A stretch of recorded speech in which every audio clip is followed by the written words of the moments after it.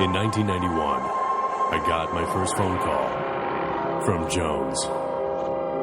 Then another, and another. Every week since, without fail, I've had these phone calls with Jones. Not sure what to expect or what the topic will be, or even why I pick up. All I know for sure is every week I get another phone call from Jones.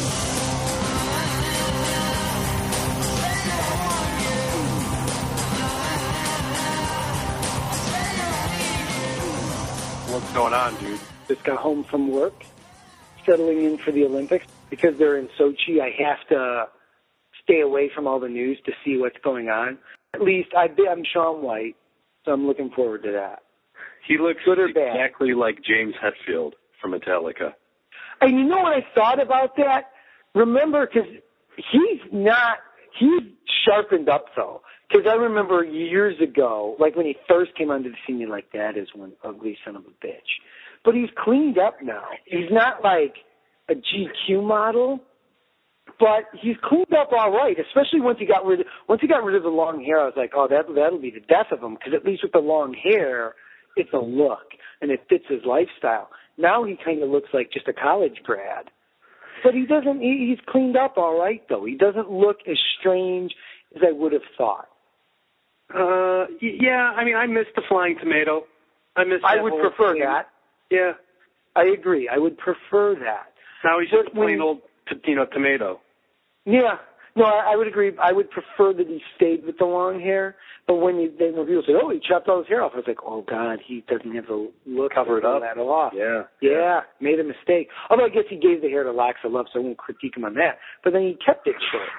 Dude, wouldn't you love to know that you're walking around with white hair? That'd be cool if they, let you know, on the inside of the wig where the donor's name, man, so you can look him up.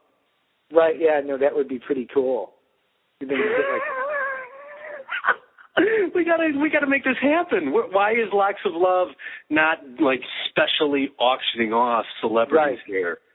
And then you hang on, if you get Jaromir Jagr's hair from 1991, you keep it. Right. I've been in remission for 15 years, but I ain't giving this up. Yeah, this mullet's been in the Stanley Cup. I'm hanging on to this. That's brilliant. My cousins, my nieces do that. I have a feeling my children will do it, at least the girls. And so I don't think anyone's going to necessarily want their hair, although I really feel like the inside part should have the donor information. And, and it doesn't have to be I'm sure you can remain anonymous if you want, but wouldn't that be a cool little pen pally type of thing? So do you think, remember a couple months ago I did that, what the hell was it called? It was Dress for Success, where they took in women's clothing, so women who are going through drug and alcohol programs or work programs, once they were ready for a job, then they could get nice clothes to go interview. So I went to work there, and then this one woman showed up with Dawn Clark Netch's clothing. And it was wouldn't you want to know that? Even if you weren't even if it was totally outdated. It was from Woolworths in 67. But along that same principle, you would want to know. Yeah. That would be you have Dave Grohl's hair or something. Well, plus it would give you a little bit of an extra spring in your step when you're going in for that interview. Yeah. As long as you're going to smell like, Paul Malls, you might as well get a little jolt of energy out of it. Yeah, you may as well know that you're wearing Dawn Clark Netch's panties. Come on. Oh, that's gross. It started off so nicely, making a Locks of Love, suggestion, but now you're turning it into dark. I don't think that anybody has uttered the phrase Dawn Clark Netch's panties since the goodly Mr. Netch was around in the 70s. Come on, Dawn, I want to hit on those panties. Oh, man, they reek of Pall Malls tonight. Pall Malls and onions. That's when I know it's good, and that's when I know it's showtime. Yeah. you gotta let those babies breathe a little bit. Enough of the wool. All right. I even long for the days of who's the black skater that was fighting with the Oh, Shawnee Davis. He's skating tonight.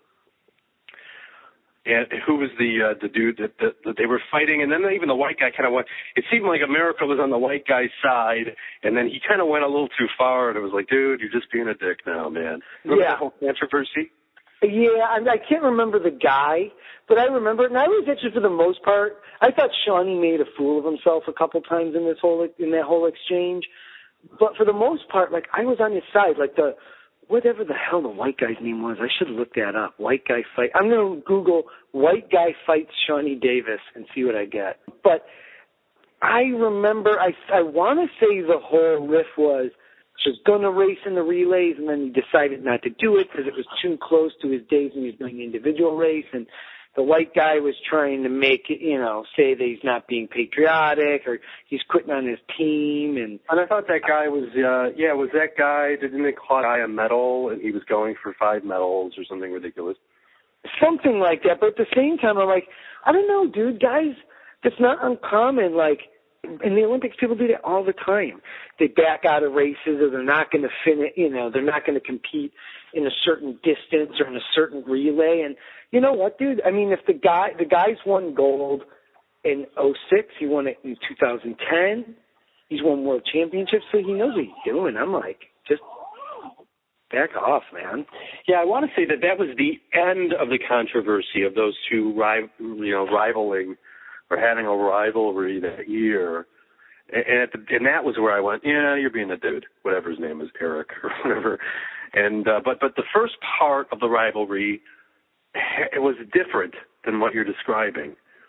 And in that, it was a patriotic thing. I probably was like, I was still a Republican back then. I was real, yes, post, 9/11, Republicanism, stand up, be jingoistic. And still caught up in that stupid fervor. So I was on his side. And then at the end of those Olympics, I thought that what you were describing occurred, and I went, you're being a dick, dude. Yeah, it was Chad Hendrick, I want to say, was the name. Why didn't they do a celebrity boxing match a la George Zimmerman and DMX? Oh, man, that would have been. Can you imagine? Like, who would have gone to? I wouldn't have gone to that just for fear of what would have happened within the crowd. Like, what would have happened in the stands would have been more troublesome than what would have happened in the ring. Was that why they canceled that, over security issues? Well, there was a lot of threats. There was a lot of threats to the event and to Zimmerman. But I wouldn't have worried about going after Zimmerman. I would have been worried about standing in the crowd. And then all of a sudden, people would just be so ginned up. And I forget it, man. I wouldn't want to be anywhere near that. Well, on paper it looked like a mismatch, but that's probably just through the filter of white guys are afraid of black guys, and they automatically go, oh, that guy, that black rapper would kill that guy. But what if he did, get him, full mount and Trayvon him all over again? That was the vision I had in my head where I was like, what if this Zimmerman is just he's up against, he full mounts and he noogies him? Yeah. Well, yeah. I mean, that would have been a complete nightmare in and of itself, just having to see that all over. What was the positive? I guess the positive is Zimmerman. Although I have to say, Zimmerman, isn't he Puerto Rican? Yeah, he's. I never really understood why. It was obviously the media was making it a white-black thing, but yeah, I don't know behind the whole fight night thing they were going to do, like.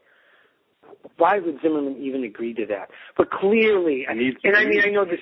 This seems like some people would say it's a stretch, but it almost makes me, in my personal mind, I'm like, dude, you're guilty. You are totally guilty because you are just not calming down, and you're feeling totally bulletproof after this whole incident went down. Like you decided to play cop one night. That went poorly. It didn't turn out well. To say the least. Yeah. To say the least. That went poorly, and then you go out and then you decide you're going to get into a dust-up with your wife, and then after that you decide you're going to take on a black rapper, and it's just like... Well, in all honesty, who the hell's hiring that guy? Don Clark Netch's clothes can't save that guy. You ain't getting gigs, man. You got to take whatever you can get. And if they're dangling, $50,000 or $100,000 in front of you, forget it. You got to do it, man. That guy's got to have enormous legal bills. He's got to be in hock for the rest of his life. I guess I haven't really considered that, but just for me, I would worry about public safety issues of not wanting to be. I don't know, man. He could just go to take lessons from Steve Bartman or something, like lay low. Or if you need to make a buck, find some kind of social angle of it, of becoming a speaker for, understanding peace or race relations or something. He's getting a lot of peace speaking gigs these days. Look, he needs Shawn White's hair and Don Clark Netch's clothes, and that's it. He probably does need to move country. Yeah, maybe he needs to go and be Edward Snowden's roommate in Vladivostok or wherever he's living. It ain't gonna be well. Although I figured that cat wouldn't. Maybe him and Casey Anthony and all these people are in some wild and woolly apartment complex somewhere. Doing what? Well, just all these people that are going underground. Like, how do they stay out of the public eye? Zimmerman has it.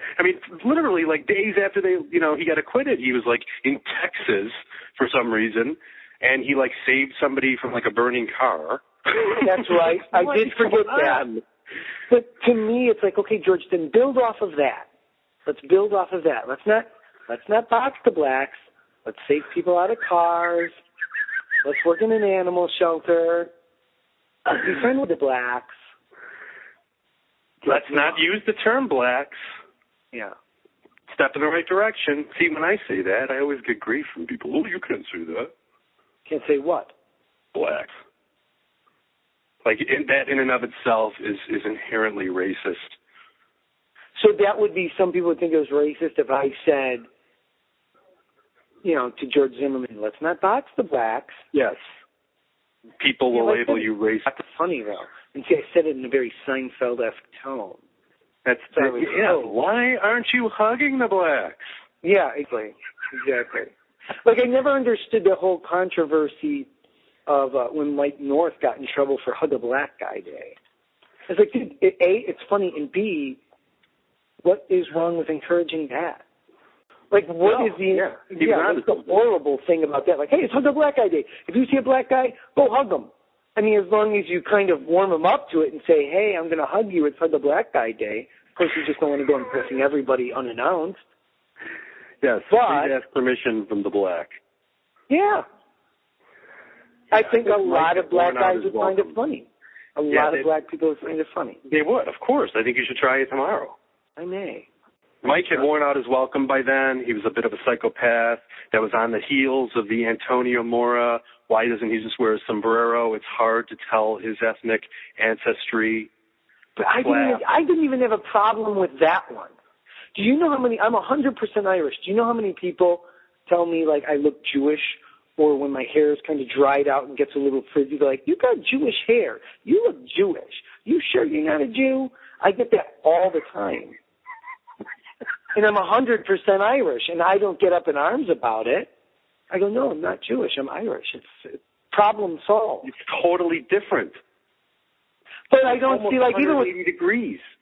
Yeah, but I don't even see, like, and with Mike North, like, saying Antonio Mora didn't look Hispanic. Like, I thought that was funny. Like, put a sombrero on a guy. I can't tell he's Hispanic. Like, who cares? Like, that's bad? Come on. So what were you doing this weekend? Anything good?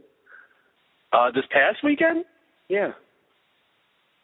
It's all a blur now. It must have been fabulous.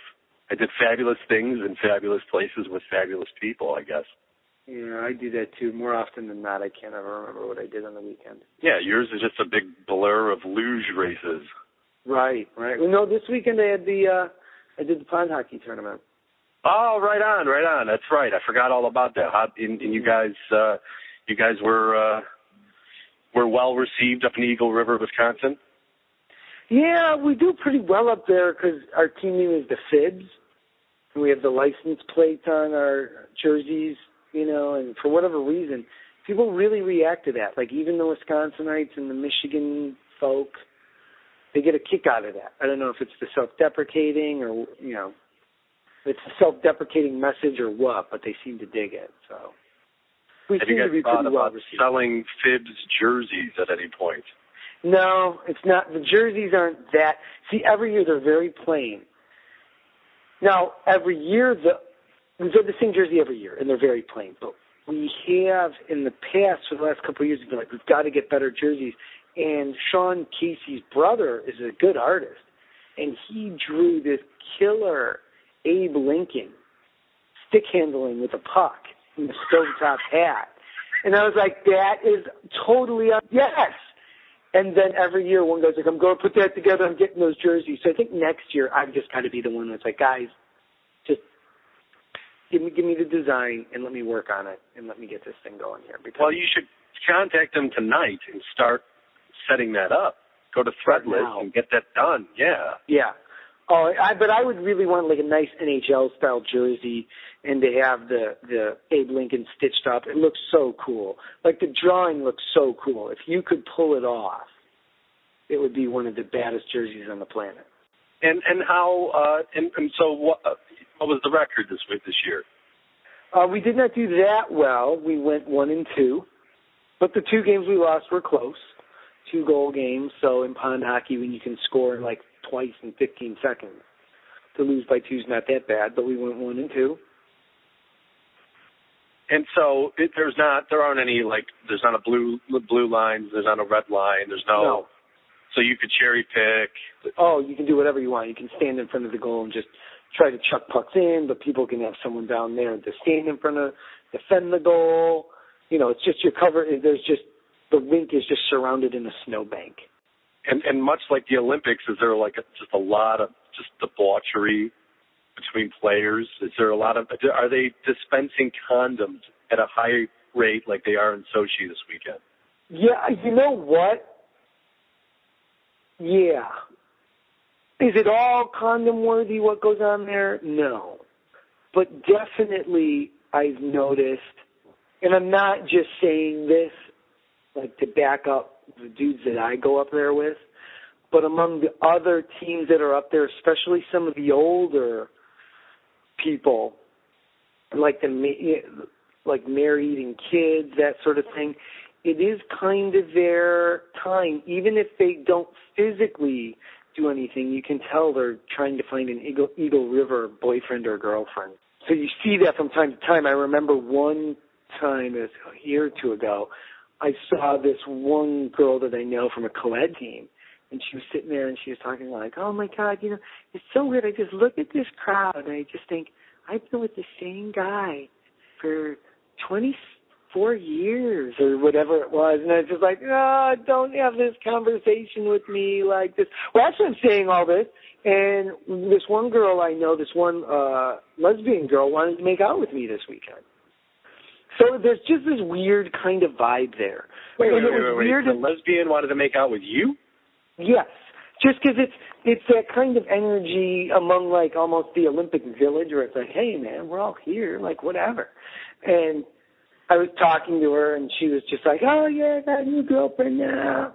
I cheated on my old girlfriend. I got this new girlfriend. And then as she's telling me, I was like, oh, okay, you know, because I knew the old girlfriend. I was like, oh, okay. And she's like, hey, man, I'm just here to have a good time this weekend. Man, you're looking so cute, Jonesy. You want to make out with you? You want to make out? And she just didn't put it out there. And I thought she was serious. And now a lot of times you can say that and you don't really mean it. Like when you put it out there like that, like, hey, let's make out. You're just kind of just being outrageous and joking around. But I kind of was like, I think she means it. And then like I'm in there too. She's like, no, seriously, Jonesy. And I was just like, no, you've got this new relationship. I feel weird. I wouldn't want to do that. You're happy. You know, it was just kind of odd. Like you get that weird Olympic Village mentality. Sexual tension. Yeah. Not among everybody, but you see it among a few people. And there was actually a few stories of so-and-so brought some guy back to the room, that kind of thing. You know, and I've gone trips past where you kind of knew something was going on, or not with this team, but other teams. I've gone up and, you go up to like a tournament in like northern Wisconsin and the guys want to hit the strip club or whatever. And, it's going to be horrible. Yeah, you see some things up. Well, I remember one time I was in this strip club with another team, and we were up in northern Wisconsin, and it was like this little like shack strip club, like almost in a dude's house, but it was a strip club. And the talent wasn't great. It was a lot of former, like, hey, check this lady out, former porn star, AVN Porn Star of the Year, 1986, Sexy Lexi. And, some of these women out there doing their thing, past the born-on date. You can see the C-section scars, like that kind of thing. Oh, yeah, totally. But I remember one time I'm in this strip club, and I hate strip clubs. I mean, I hate them. Like I remember when we were out at for your bachelor party, we went out to Vegas. I remember I was watching You were watching tennis because it was like... No, I was like... Was I watching tennis? Maybe I was. You're watching, Anna Kournikova. I was watching women's tennis. That's right. The strip club scene is just not my scene. And to be honest with you, I think for most men, they don't want to say it because it's not masculine, but I think most men, the strip club isn't their scene. I don't know, man. I think it's at least 50% in the minority that we can't stand it. I literally can't stand those places. Yeah, no, neither can I. Well, I at least would say the number is stronger than I think some people would think. I think some people go, 95% of guys love strip clubs, and it's nowhere near that. I think there's a strong percentage where it's like, dude, I don't know any big deal.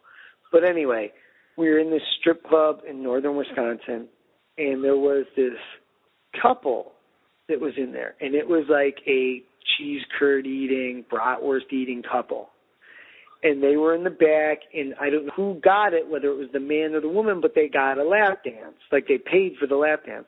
So this woman is up there, and she's like grinding away on both of them, right? And this stripper is, doing her thing, grinding away on both of them. And then she starts taking off the wife's clothes. What? And I'm just like, what is this? This is so weird. So I'm looking ahead, and I'm just watching the show and having a beer and, like, counting women's tennis was on TV, thankfully. So. No, there was no other TVs in this place. Otherwise, I would have watched it. So I'm just looking straight ahead, and then after a while, it's just killing me, like, back there. And I look over, and you can see the wife's boobs are out, and her belly's out. She's had kids, you can tell. But, she didn't look terrible, but she's not taking great care of herself. But it was just so weird just to see these floppy boobs out there and this hardened belly, and this stripper is on her, like, trying to make out with her, grinding on her, and she's kind of half uncomfortable but half smiling because she thinks her husband's happy for the first time in 10 years. And he's, like, watching it, like, rubbing on her shoulders, and he's got his hands down his pants. What? I was just like, what is this? And the dudes we were with were looking back at this like, dude, this is like, it's not even like we're watching a threesome. We're watching a Midwestern porky couple getting a lap dance. Oh, my God. Oh, yeah. It was just crazy. Like, you kept looking away, but then you kept looking back, and you're like, that's real. And, like, how did this woman feel? Like, she's in the middle of this club, her belly's out.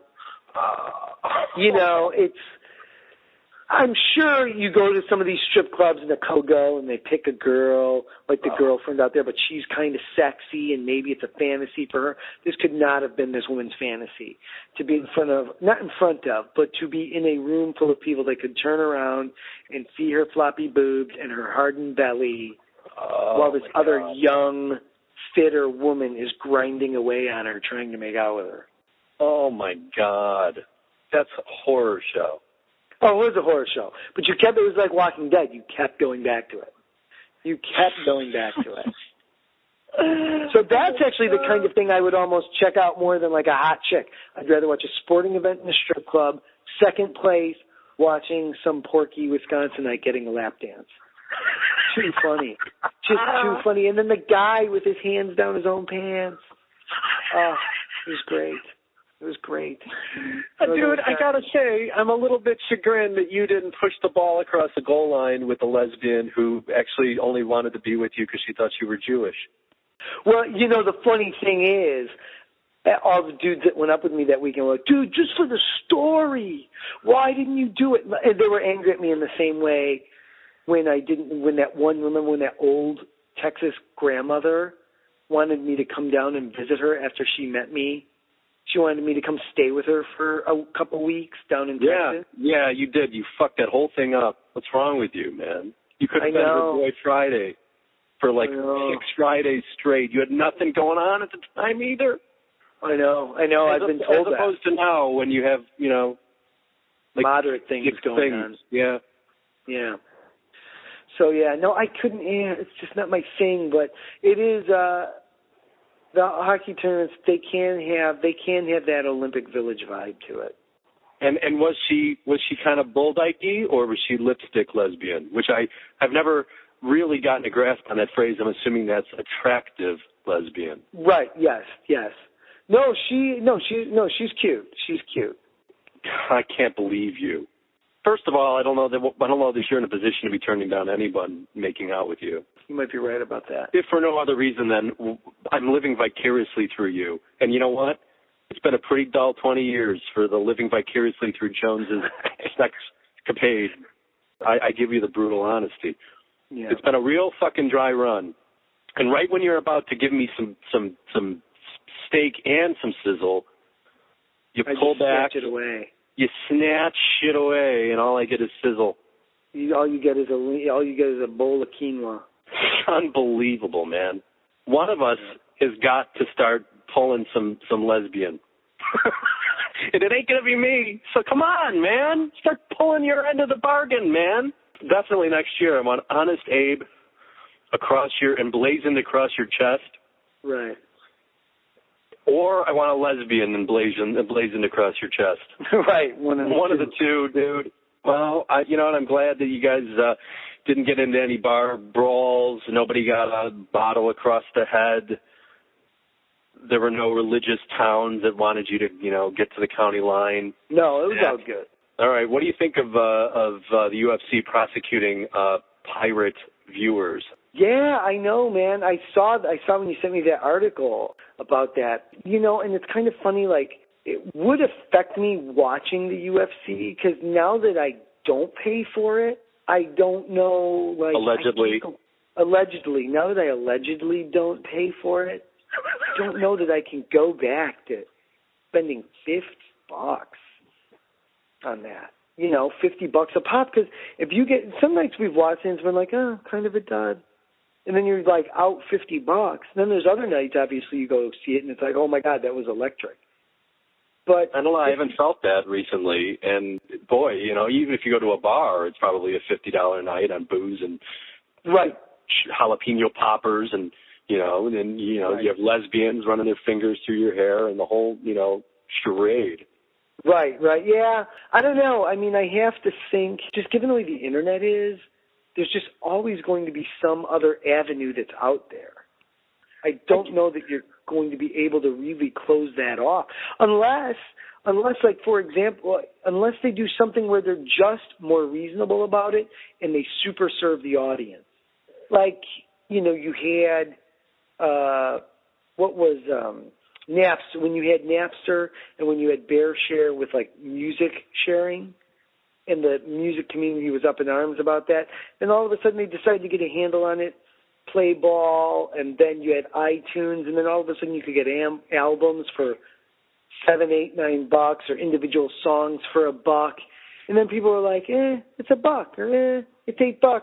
The sound quality is good. It downloads right away. It's more convenient. I'll go with that. Like, it almost, to me, if the UFC would really want to allegedly get me back, because allegedly I've left as a paying customer.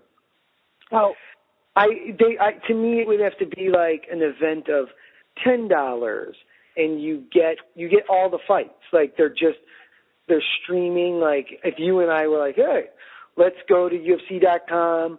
We know the fights are on live at this time, but we can start streaming it. Like we can buy into it.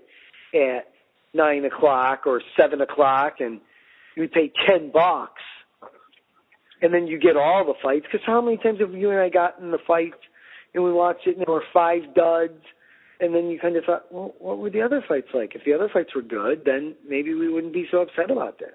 But if all of a sudden it was like, hey, man, it's only $10, and you get all the fights. It's only $20, and you get all the fights. And they're streaming, and you can go back to them or select them or whatever, where it was like, why pirate it? Why have to try to put up with the signals or try to put up with the buffering when we can just pay it and then we get this awesome service? But for $50, they're not providing you with an awesome service. Yeah, I guess, I have 2 thoughts. One is that I would be on board with seeing a delayed stream of it for a reduced price. And, if you want to see it live, you want to see it as it happens, you pay full boat. If you want to see it the next day on demand or whatever, you pay $10. That I could get on board with that. Number 2, with them, shutting down a site and then threatening, which, it sounds like legally that's going to be tough for them to do. But, hey, just like the RIAA just went after, a handful of people for $700,000, and it sent a chilling effect across the whole landscape. They don't have to go after all of the viewers, just a few. And even if it's an unwinnable case, it still is going to cost you a fortune to defend yourself. So, that tactic of going after the viewers is probably a sound one to send a chilling effect, if nothing else. But number 2, as an internet user and a viewer of things, I don't ever assume that I'm necessarily breaking the law. I always actually assume that, these ISPs, they can turn on and turn off spigot if they want. So anything that I'm seeing or accessing, I automatically assume that I'm seeing it and it's illegal. I don't really assume that I'm breaking the law. And if there are websites out there, like, I don't police myself, really. I don't really know. I'm just looking at something, man. So if it's illegal, I don't understand why they just can't go right to the ISPs and say, hey, man, we're going to go after you if anything illegal goes through. So you got to police this. Or there's got to be just a better way, because I'm not going to police. I don't know what I'm looking at is illegal.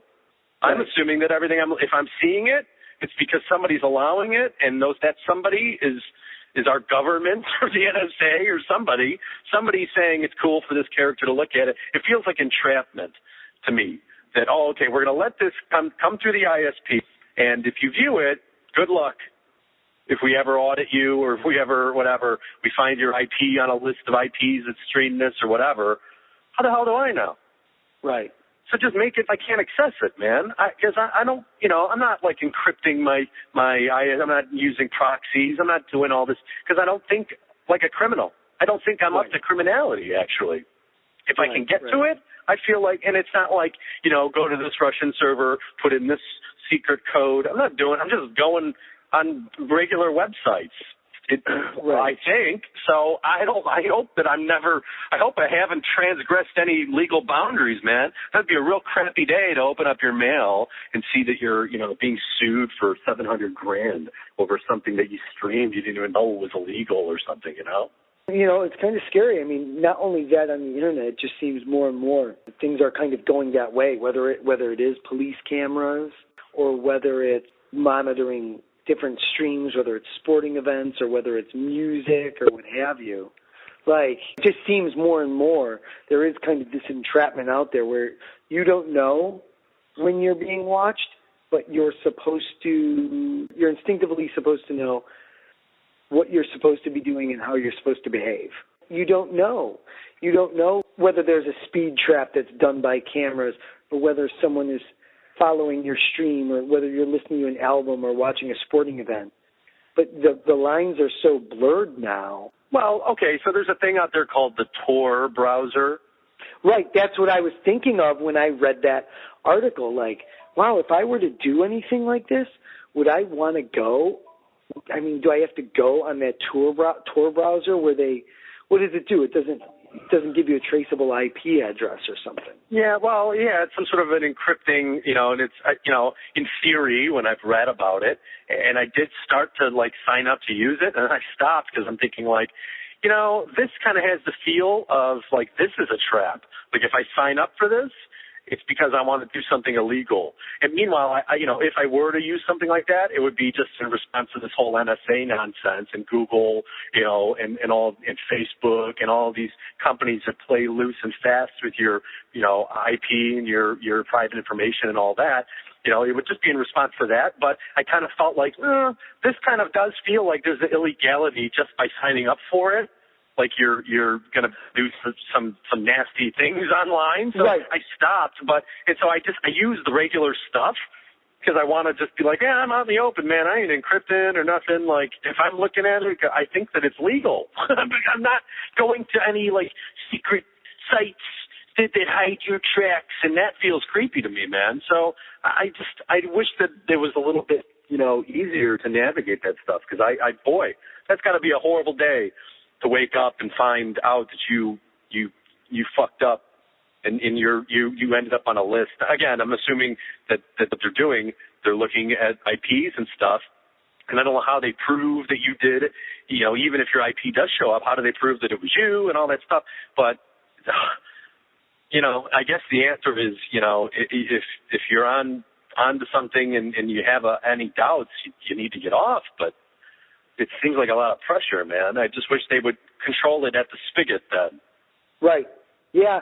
Yeah, that's what's so scary about it. And I thought of that website, that Tor website of getting on there, and I thought, well, I guess I could do that. But then I was like, what am I opening myself up to? Like, I instantly thought, like, why? I'm just going to watch a sporting event, and yet I'm going to this browser that, in my mind, at least from what I've read about Bitcoin or what have you, it's like sex trafficking and drug dealers. And here I'm watching them like, just here for a sporting event, little European soccer, move over. It just feels weird. So it is kind of creepy. And then it was weird when I saw like the Bitcoin thing crashing out now. Did you see that? Did you get a chance to see the article that I sent you about Bitcoin? Yeah, I did, and it's not a surprise to me that 6 months ago I was saying like, I think this is a great idea, but there's no way that the banks are going to allow this to live, and sure enough, and then then the media started pushing the stories out there that Bitcoin equals illegalities. If you're using Bitcoin, it's because you are a pedophile and a drug dealer. And there's no in between. And so once I saw the media push toward that stuff, I went, this isn't going to last very long. There's no way that they're going to allow this thing to crop up and eat into their profits. Meanwhile, the biggest money launderers in the world are J.P. Morgan, Chase, and all these other banks. And it's on record that they're funneling drug money. So, it's okay for you guys to be part of the drug laundering business, but not Bitcoin. Okay, I get it.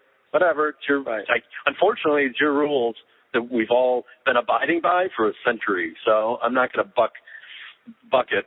I mean, when I first heard about Bitcoin, I didn't get it. And then as I came to understand it a little bit more, I was just like, there's no way they're going to pull this off, because what's going to stop what's going to stop governments from going to companies and saying, look, Bitcoin is illegal, just like Russia did. I was surprised at the number of companies, though, that already accepted Bitcoin. Like, you could buy a Subway sandwich with Bitcoin. I was shocked by that. Why would you want to using that? Yeah, who wants to eat a sandwich at any price? Right, I guess. However, I was surprised, like, wow, Subway takes Bitcoin. That's crazy. But whole, underworld of the Internet, I just can't really, not that Bitcoin was one-to-one walking with the underworld. However, those stories did get in my head of reading Bitcoin, and Bitcoin is for drug dealers, and you can, pay for sex acts on here. And because when I was thinking about that Tor website, and I was like, I guess I could, if I wanted to go check out websites to watch sporting events, I could go through this browser. I didn't know you had to sign up, though, to get on that browser. Is that true?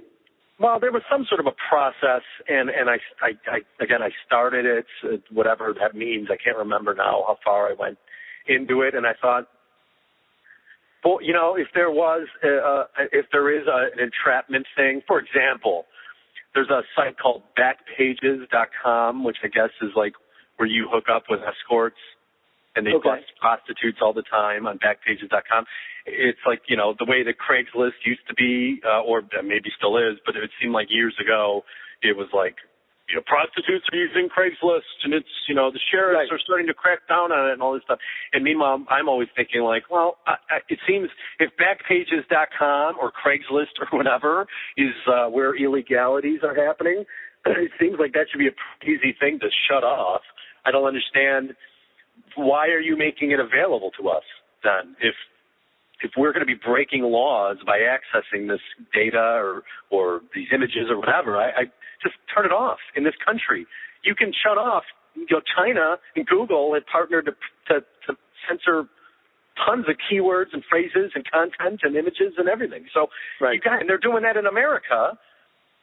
So, just shut down Backpages then. I've never even gone to it because I don't even want that in my history. But, every time I read that, I think like, well, what is this site being used for outside of prostitution? Is it used for anything else?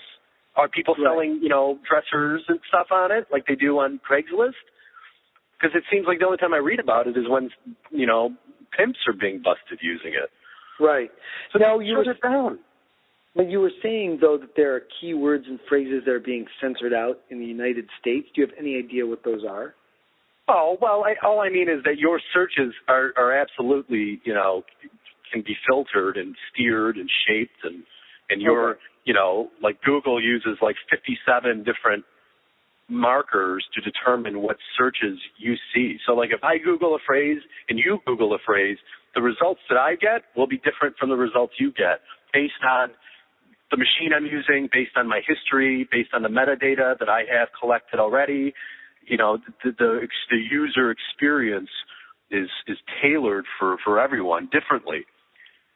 And you can try that yourself, like, with someone else, get on the phone with them and say, all right, Google X and tell me what the first three sites are. And you'll see that there's different results, even though you're both searching the same phrase.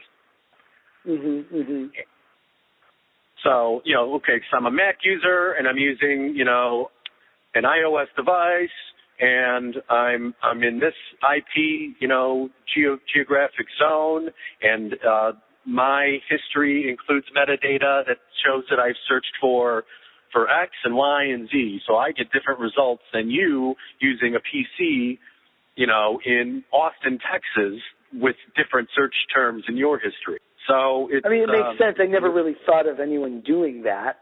Yeah, and honestly, that's it's somewhat new to me as well over the last, year. That kind of stuff is now on my radar. And again, okay, so are they sending us different? But again, like watch the BBC, watch Al Jazeera, and see what they're talking about versus what like Matt Lauer's talking about. Totally different stuff. Overseas, Russian TV. Like, okay, so I guess Russian TV commentators openly root against U.S. athletes during their coverage of the Olympics. Oh, really? Yeah, like if a skater falls, they kind of cheer and stuff. Like, you're real overtly anti-American. Where'd you see this? The American media told me. I'm trying to remember now. Okay. And I'd like to look it up. One of the sites that I watch is Russia Today. Yes, I know that. Yeah, so there's some angry chick on there. What's her name? Oh, I don't know. They have a lot of British-sounding presenters and stuff on the TV channel, and so I, on Facebook, they're in my feed or whatever. And when Russia won gold, the first gold they won the other day, like Russia Today went crazy. And granted, I know that that's a propagandist, equivalent to like Radio Free America and stuff.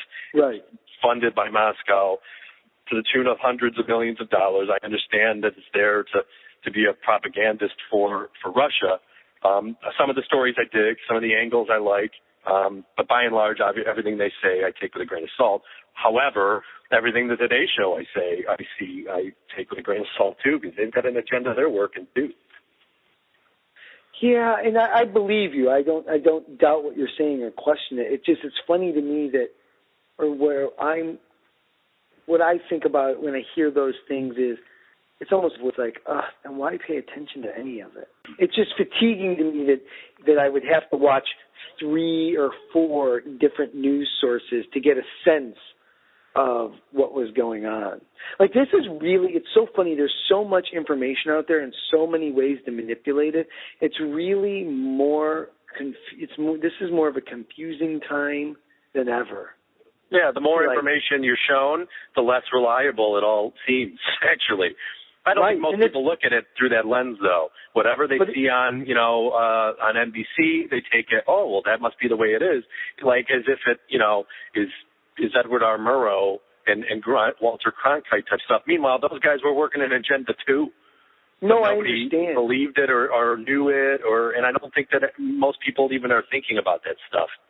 Yeah, it's just, and I understand that, but at the same point, it's really become so fatiguing to me that I really do find myself wanting to shut down from that information because it's not getting me anywhere. I don't see the value in taking it all in. It's just this intense noise, and to a different degree, but maybe somewhat related, when you were telling me, what was it, last weekend, you were telling me, not this past weekend, but the weekend before, when we were watching that UFC fight fully paid for on your cable box, you were telling me that you had read this article, and then you sent me the article about hertz. 440 hertz is what most music and sound is recorded at, and that there are scientists out there that say that's intense, not too intense for your brain. Yeah, that the Earth actually, has a frequency of 432 hertz. Yes. Would be more in line with the frequency of nature. Right. And therefore will put you in a more homeostatic state of balance than 440 does. Right. And it's funny because then what I did, after I'm really? So I read that article and then on YouTube and started looking around on the internets and all that. And it was funny, I started playing things, and I don't know if it was just because I read it, but they had, there was a Beatles track that was recorded at 432, Californication by Red Hot Chili Peppers. I just started listening to different songs that were 432.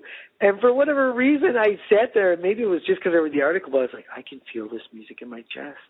I do feel more at peace listening to this. And I feel that way now about consuming news. I just have a tough time trying to dip my toe back into it.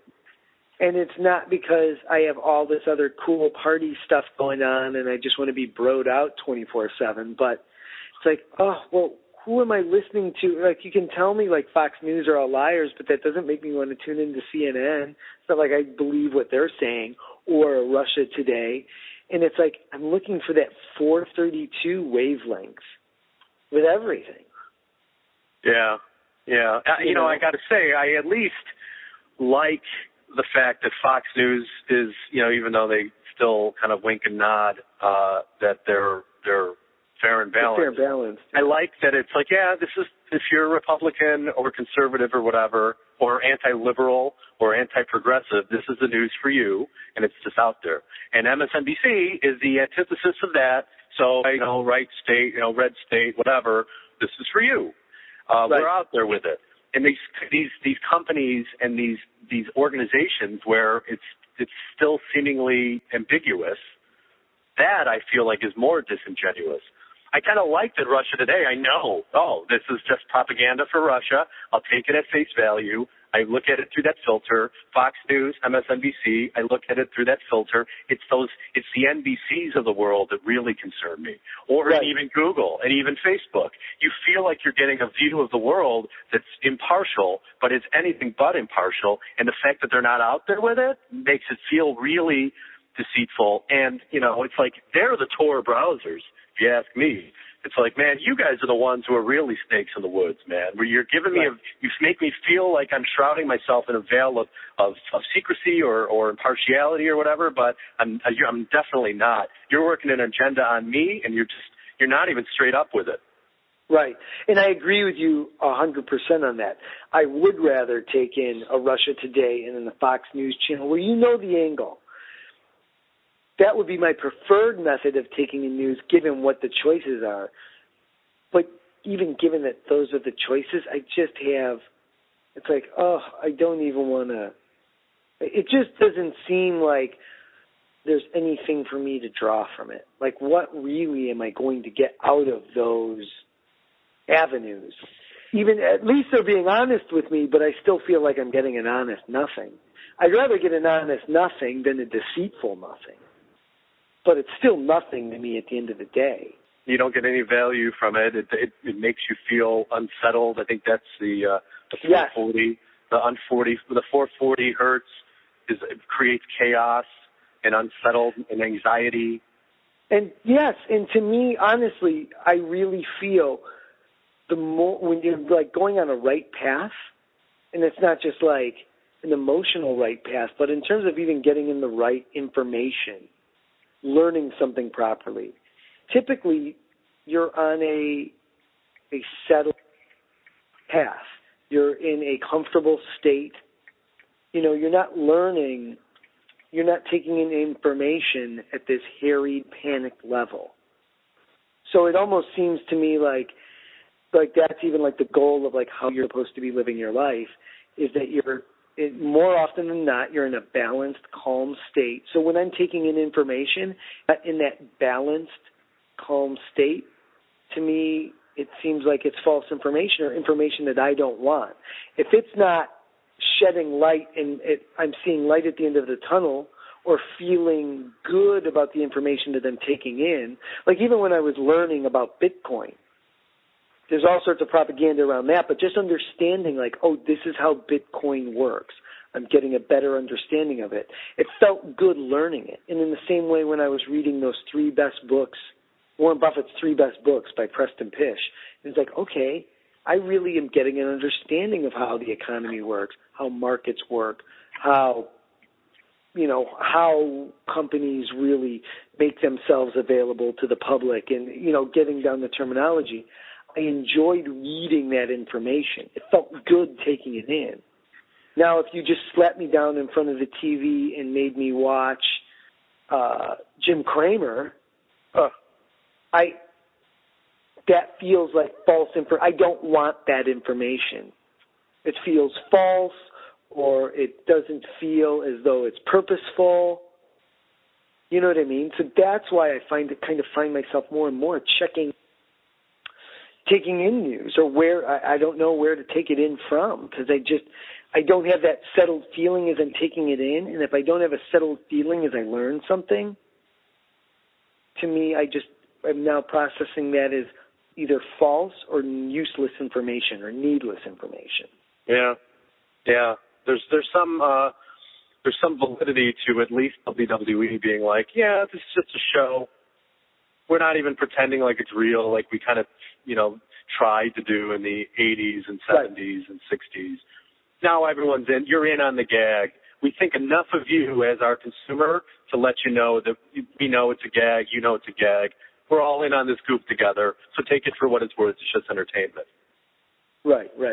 And that's why when sports lets you down, you find out it was rigged, or there was a dirty ref, or somebody was on PEDs and the other guy wasn't, or whatever, you feel so cheated and so like, well, fuck, I can't trust anybody, man.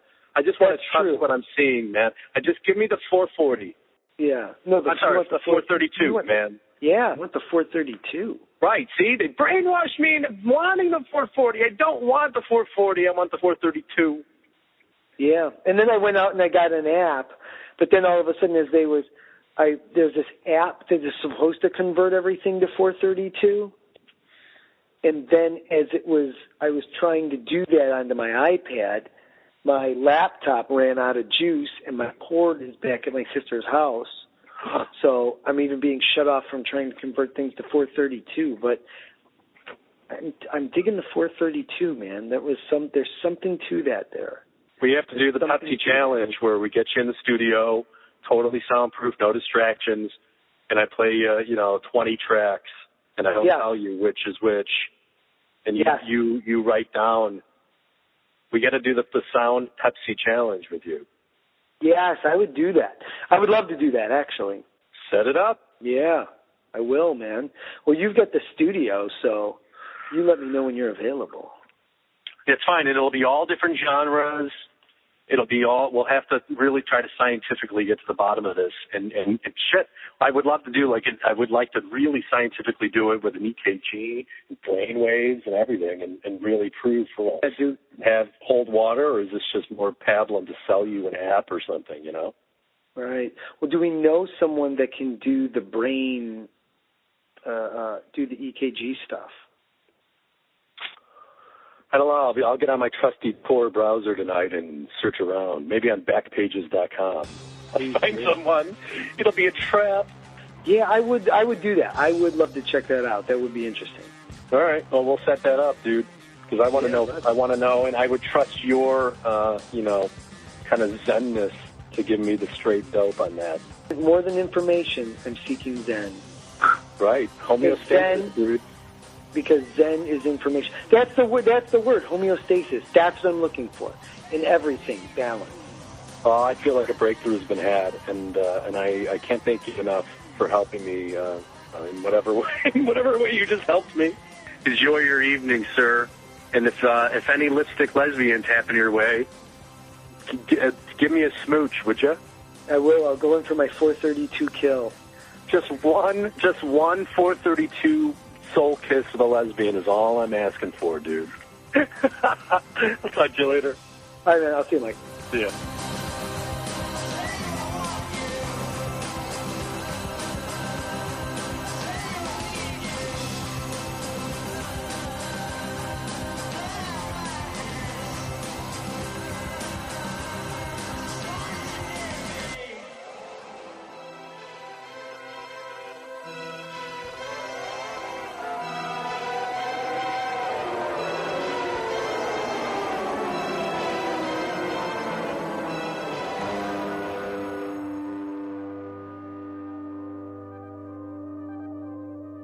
We're sorry, the number you have dialed is not in service at this time.